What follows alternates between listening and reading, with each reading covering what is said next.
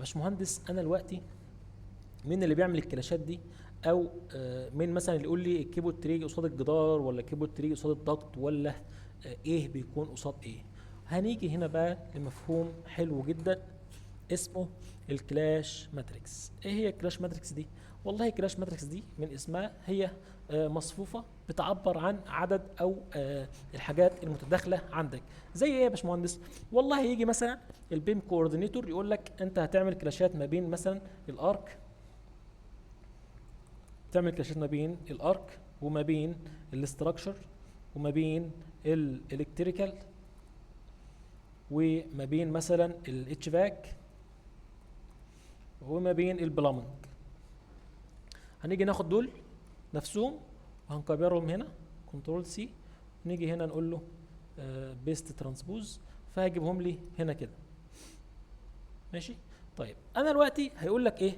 والله انت هتعمل لي كلاش ما بين الاركتكتشر والاركتكتشر وتسميه لي كلاش رقم واحد، وهتعمل لي كلاش ما بين الاركتكتشر والاستراكشر وتسميه لي كلاش رقم اتنين، وتعمل لي كلاش ما بين الاركتكتشر والالكتريكال وتسميه لي كلاش رقم تلاته، وتعمل لي كلاش ما بين الاركتكتشر والاتش فاك وتسميه لي رقم اربعه، وتيجي عند الاركتكتشر والبرامج وتسميه لي كلاش رقم خمسه. تعال بس نخلي كل دول في المنتصف علشان ايه يبقى كويسين كده. تمام. هتيجي بقى بعد تعد هنا بقى الاستراكشر مع الاركتكتشر هتسميه لي كلاش رقم 6، يبقى انت كده غلطان. ليه يا باشمهندس؟ لان انا لو تلاحظ خدت الاستراكشر مع الاركتكتشر هنا، فخلاص انا مش محتاج، فده كده هيبقى فاضي. مثلا هتعمل مثلا هتلونه مثلا بالاسود او هتسيبه فاضي كده مش هتعمل فيه حاجه. طيب هتيجي بقى بعد كده الاستراكشر مع الاستراكشر هتعمل قبل كده؟ لا ما تعملش، فهيبقى ده رقم 6. هنيجي للالكتريكال مع الاستراكشر اتعمل قبل كده؟ لا ما اتعملش، يبقى 7، يبقى 8، يبقى 9. تمام. هنيجي بعد كده الالكتريكال والاركتكتشر اتعمل قبل كده؟ اه اتعمل، يبقى خلاص مش هاخده تاني. طب الالكتريكال والاستراكشر اتعمل قبل كده هنا اهو اللي هو رقم 7، فمش هاخده تاني. فخلاص هاجي اشوف الالكتريكال والالكتريكال اتعمل قبل كده؟ لا ما اتعملش، فيبقى ياخد رقم 10. نيجي بقى للالكتريكال والاتش فاك ما اتعملش قبل كده، يبقى رقم 11، وهنا رقم 12. طيب بعد كده هنيجي للاتش فاك اتعمل مع الاركتكتشر، اتعمل هنا اللي هو كلاش رقم 4. اتعمل مع الاستراكشر اتعمل اللي هو كلاش رقم 8. اتعمل مع الالكتريكال اتعمل اللي هو كلاش رقم 10. اتعمل مع الاتش فاك قبل كده؟ لا ما اتعملش، فيبقى ده الكلاش رقم 13. ونعمل مع البلامنج يبقى كلاش رقم 14. نيجي للبلامنج هنلاقي اتعمل مع الاركتكتشر هنا اهو في كلاش رقم 5، واتعمل مع الاستراكشر في كلاش رقم 9، واتعمل مع الالكتريكال في كلاش رقم 12، واتعمل مع الاتش فاك في كلاش رقم 14. فهيبقى لي بس البلامج مع البلامج اللي هو كلاش رقم 15. فيبقى انا عندي مثلا الحتت دي كده خلاص انا هظللها كده اللي هو ايه، انا مش محتاجها كده. خلاص انا عملت الكلاش ماتريكس بتاعتي اللي هي عبارة عن 15 كلاش. طبعا انا هنا عملت ما بين الديسيبلين وبعضها. انت بقى هناك بتفصص الاركتكتشر، ده عباره عن وول وكولوم ومش عارف ايه والكلام ده كله. تيجي الالكتريكال لا ده في لايتنج فيكتشر وفي كيبل تري وفي لايتنج او الكتريكال فيكتشر، الكتريكال ايكويبمنت نفس الكلام، الاتش فاك، الضغط فيتنج، الكلام ده كله تقعد تفصص. انا كده عملت الديسيبلين بس حاجه سريعه. فانت دي كده الكلاش ماتريكس. الكلاش ماتريكس بتقعد تحدد الكلاشات بتاعتك وتقعد ترقمها كده. ليه يا باشمهندس بعمل الحاجات دي؟ عشان ما يجيش مثلا انا خلصت الكلاش ده خلاص يبقى ده الكلاش ده ضم خلاص، مثلا هلونه بلون معين او الكلاشات ده ضم، فمش مش هعيدها تاني في النافس، او هتاكد ان انا عملت كلاش ما بين الحاجه دي والحاجه دي وخلصت. وطبعا الكلاش ماتريكس دي بتتسلم في حاجه زي ما قلنا قبل كده، حاجه اسمها البي اي بي اللي هي البيم اكسكيوشن بلان، اللي هي بتتحط في اول المشروع خالص، يبقى فيها الكلاش ماتريكس. انت هتعمل كلاشات ما بين ايه وبين ايه، ما بين كاتيجوري ايه وما بين كاتيجوري ايه. طيب يبقى بعد كده ما عملنا الكلاش ماتريكس دي، نيجي بقى احنا وليكم مثلا يا باشمهندس ايه الاولويه عندنا او البريورتي؟ قال لك والله احنا مثلا هنحدد او هنلون الكلاشات دي حسب الاهميه بتاعتها. والله مثلا يجي يقول لك مثلا الكلاش اللي هو المهم او سيفير والله لونه لي باللون الاحمر، والكلاش اللي هو المودريت مثلا لونه لي باللون الاخضر، والكلاش اللي هو الميلد مثلا او الايزي او ايا كان هتسميها ايه لونه لي باللون اللون ده.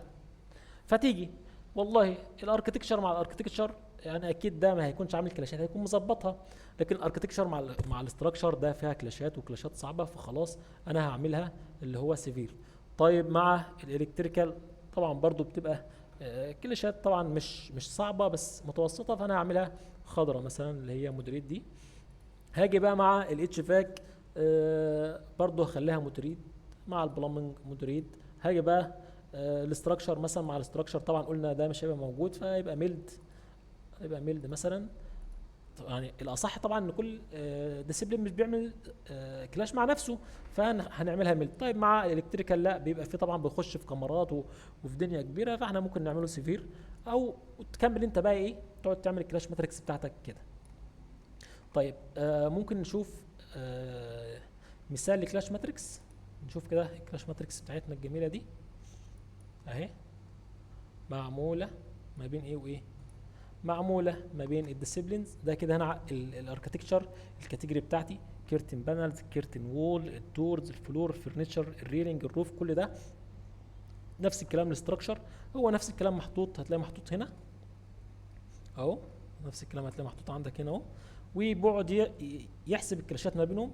نيجي هنا مثلا في الاخر هتلاقي مثلا الالكتريكال والفاير فايتنج والبلامنج، هتلاقي ده عامل كام كلاش تيست، 1081 كلاش تيست. فانت تاخد بالك ان في حاجه اسمها كلاش ماتريكس، تعرفها، تعرف ازاي بتتعمل، تعرف ازاي تشتغل بيها والكلام ده كله.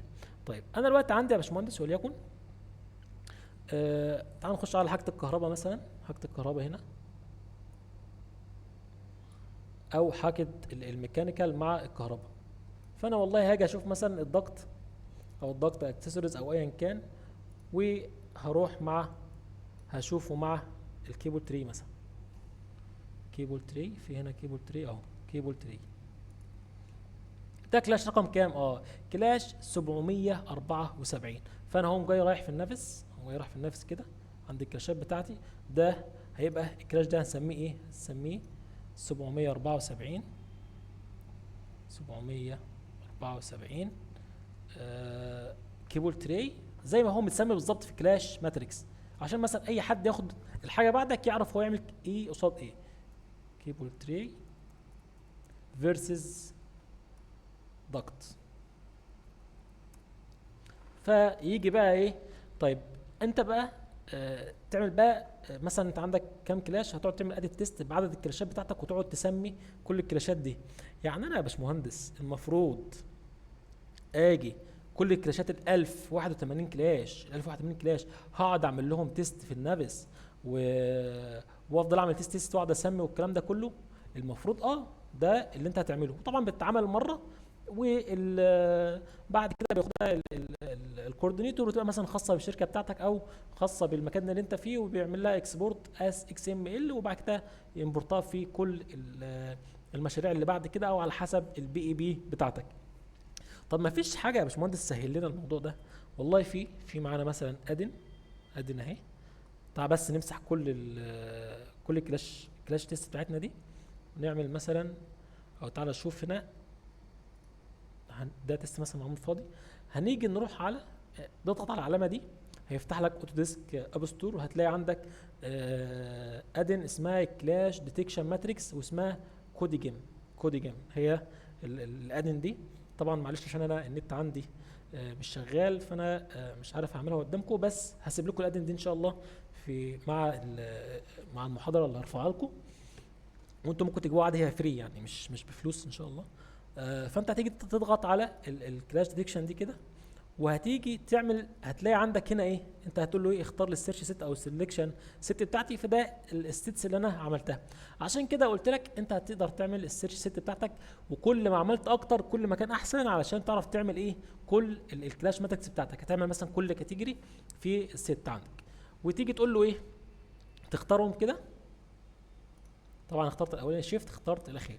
والله تعالى بقى حدد لي نوع الكلاش. انا عايز الكلاش بتاعي هارد، وعاوز مثلا، خلي بالك هنا بالملي، هنا كان بالمتر، فانت هنا بالملي، فانا عايز مثلا 10 ملي اللي هو 1 سنتي.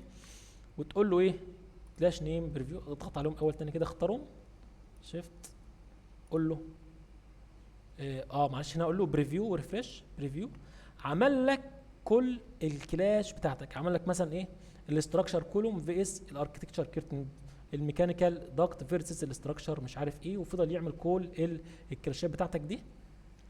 آه بعد كده هنا مثلا في اختيار بقول لك ايه اكسكلود سيلف، يعني ايه؟ يعني ما يعملش مثلا الكتريكال فيكتشر مع الكتريكال فيكتشر، ما يعملش كيبورد تري مع كيبورد تري، لا اعملها مع الكاتيجوري الثانيه. ف فتيجي هنا بقى، هتيجي تقول له هنا ايه كرييت كلاش تيستس، فتيجي تقول له كرييت كلاش تيستس، قال لك ايه 36 كلاش تيست كرييتد. فتيجي نشوف يا عم ورينا انت بتضحك علينا ولا بتعمل ايه. هتلاقي كل طبعا التيست اللي احنا كنا عاملينه ممكن نمسحه عادي، جيب دي هنا كده، هتلاقي عمل كل التيست بتاعتك الاستراكشر فيرسز الاركتكتشر، الميكانيكال فيرسز الاستراكشر مش عارف ايه فيرسز ايه. طبعا احنا شلنا لينك الاستراكشر والاركتكتشر من هنا عشان نقدر نعمل بس الميكانيكال مع الميكانيكال ونشوف الحاجه دي. طيب الاير تيرمينال مع الفاير فايتنج، طب الفاير فايتنج مش عارف ايه، طيب الكيبل تري فيتنج مع الاستراكشر، ده الكيبل تري فيتنج مع مش عارف ايه، بعد كده اللايتنج فيكتشر مع مش عارف مع كل الكلام ده. فهنيجي مثلا وليكن الكيبل تري فيرسز الفاير بايب، وهنقول له رن للتست. نيجي مثلا عند التست نقول له هنا كده، طبعا هنختار هو اختارهم طبعا من السيتس بتاعتنا اهي. انا هختار مثلا احنا كنا عاملينه سنتي، وهقول له رن للتست، هيجيب لك بقى كل ايه كل الكلاشات اللي عندنا، وهنعرف هنحلها ازاي. بس تعال نكمل هنا بس هنا مع الكوديجم الجميل ده. والله هتقول له انا عملتها هنا، وطبعا مش في في ممكن هنا تقعد ترقم طبعا حسب النافذ بتاعك او حسب الكلاش ماتريكس، وهنا ممكن تقول له اكسبورت ماتريكس فور سيلكتد سيت، نعمل لك دي مثلا ماتريكس للحاجه بتاعتك زي كده. تعال نشوفها اكسبورتها ازاي. تعال نحطها على الديسكتوب، تقول له اوكي اهو سيتس ماتريكس اكسبورتد. طب تعال نروح نشوفها كده.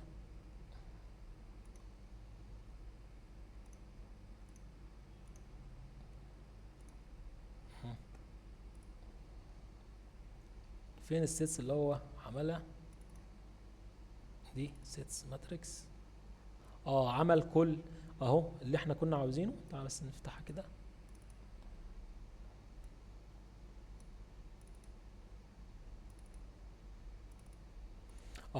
انت بقى تقعد ترقم هنا مثلا عمل لك ايه ان خلاص دول اتعملوا مش هيعملوا تاني، فانت هتبقى مثلا تبدا بقى ايه 1 2 3، وتقعد بقى ترقم الكلاشات بتاعتك وتروح تخرجها هناك في